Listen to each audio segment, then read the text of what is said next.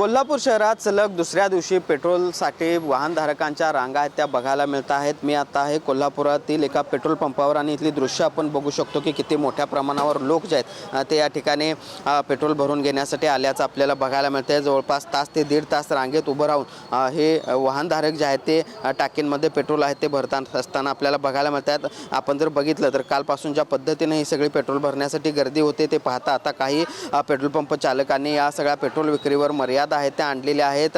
To व्हीलरसाठी 100 ते 200 तर four व्हीलरसाठी 800 ते 1000 रुपयांचंच पेट्रोल आहे ते दिलं जाते। दुसऱ्या बाजूला जिल्हा प्रशासनानं आवाहन केलेलं आहे पुरेसा पेट्रोल आणि डिझेलचा साठा जिल्ह्यामध्ये आहे आणि वाहनधारकांनी या सगळ्या पेट्रोल आणि डिझेलसाठी पेट्रोल पंपांवर गर्दी करू नये। मात्र तरी देखील रात्री उशिरापर्यंत अनेक पेट्रोल पंपांवर रांगा लागल्याची दृश्य आहेत ती बघायला मिळाली आणि त्यामुळे या सगळ्या पेट्रोलच्या मागणीत झालेल्या वाढीमुळे आज अनेक पेट्रोल पंप कोल्हापूर शहरासह उपनगरातील बंद आहेत आणि त्याचाच परिणाम म्हणून ज्या ठिकाणी पेट्रोल उपलब्ध आहे त्या पेट्रोल पंपांवर अशा पद्धतीनं वाहनधारकांची गर्दी देखील आपल्याला बघायला मिळते आणि त्यामुळं एकूणच आपण बघतोय की जिल्हा प्रशासनानं आवाहन करून सुद्धा अशा पद्धतीनं दुसऱ्या दिवशी कोल्हापूरकरांनी पेट्रोल भरून घेण्यासाठी पेट्रोल पंपांवर रांगा लावल्याची दृश्य बघायला मिळत आहेत। जर्नलिस्ट सुनील काटकरचं भूषण पाटील TV9 मराठी कोल्हापूर।